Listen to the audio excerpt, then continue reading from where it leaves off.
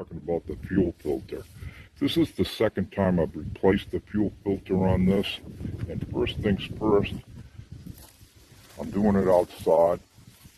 And you try not to do it where you got fire ants, right? But this job, you know, I went on YouTube for the fun of it to see what other people were saying, and they got all these guys and they're saying, oh, it's simple, it's an easy job, and they don't even show you what they do. They do not show you how they get it off. They just say it's simple. Like I says, the last time I took this off was April 25th of 2020. So it's been over 4 years. I don't drive the hell out of this thing though, but I think it was about time to take it off. Now, having shown you that, here's a fuel filter that we'll be putting back on. And these people on YouTube are telling you how, oh, it's simple, but they don't show you what they're doing. And they say you just take this here and you squeeze it and it will release it. This is brand new. It's never been on there. It doesn't have any dirt or anything. They're full of crap. If you can squeeze that all day long and it ain't going to come off. If you look, you'll see it on yours. There's this little like lip. And the only way you're going to get it off that lip is you've got to get in there, not with one, but with 2 screwdrivers and, you know, little flat tips, and get in there and pry that thing.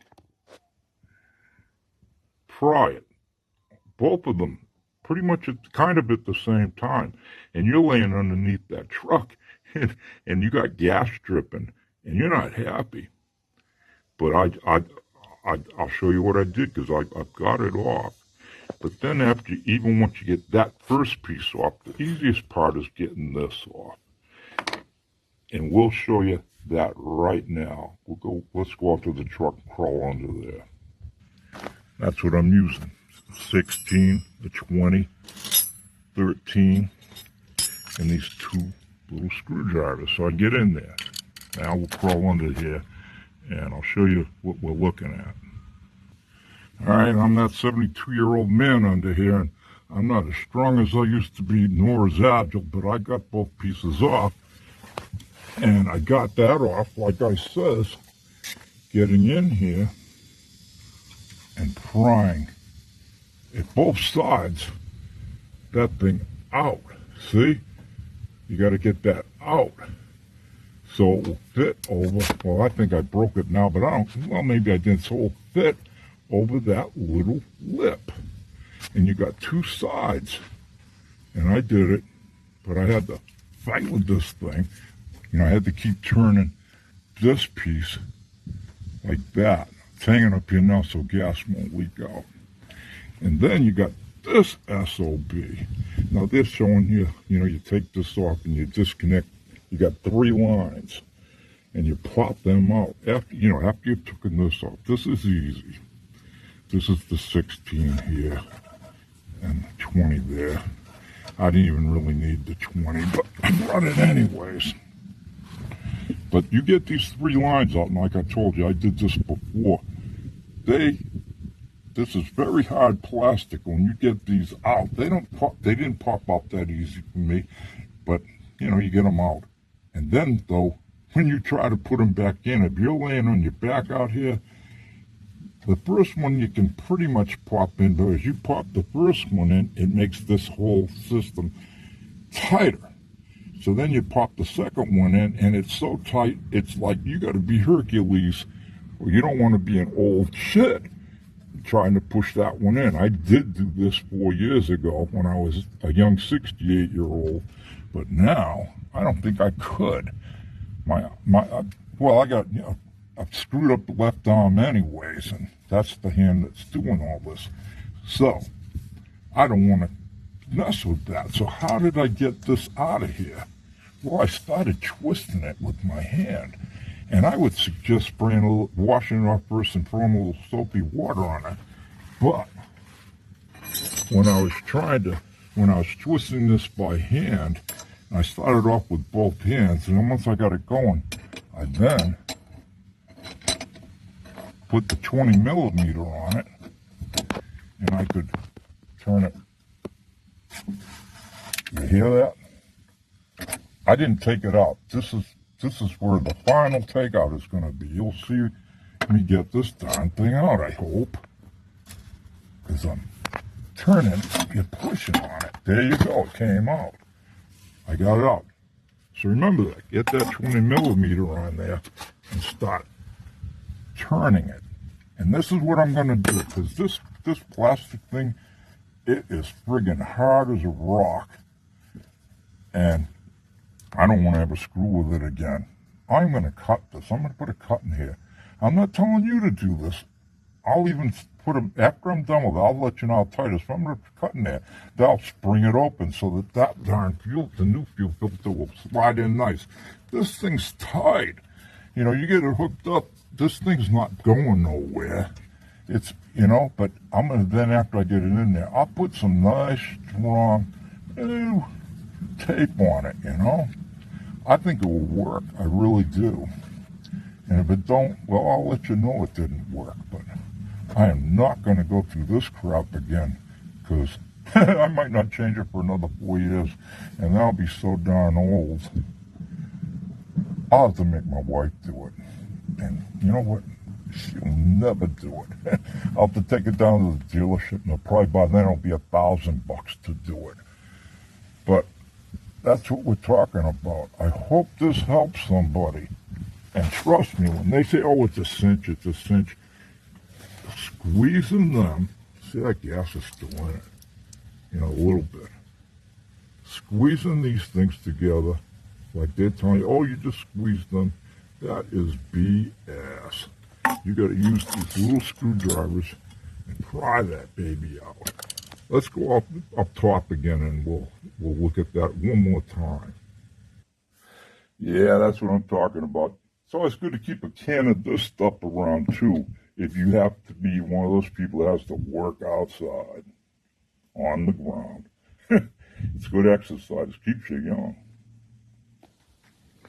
Okay, I hope you can see that good, but that's using 2 screwdrivers, and you're basically pulling the jaws open so it'll slip right over that clip. If I had my helper here, I could slip it right off in front of you, but I don't. But that's what those little jaws are holding in. You see that ring? And when you take that away, that thing snaps right back down behind it again, and you're never going to get it out. You got to have both of them pried open. If you screw around with it a lot, you might be able to get it half-ass out and then half-ass out, but I've done that, and one will come out, then you turn it the other way, and the other one comes out, and the other one pops back in. So if you keep struggling fighting, you might get lucky. I think that's what happened to me last time. You get lucky. Pray. Say a little prayer when you should say a little prayer every day anyways, but that's what we're going to do now. This one here is the one that's going to go in. And I'll tell you straight up, I have reused these before, and I've never had a problem reusing these if you haven't gotten a new one. Only once did it cause me a problem. It was the wife. She was driving back from a trip to visit the kids in a Monte Carlo, the old Monte Carlos, and the thing popped, and she was driving down the road and people going by her, and she says, yeah, the car was hardly going and people driving by beeping and beeping. So I pulled over and gas was coming out all over the place. So she drove it some further and pulled into a gas station. AAA got her home. Again, she must have prayed that day too, because it's a miracle the car didn't blow up.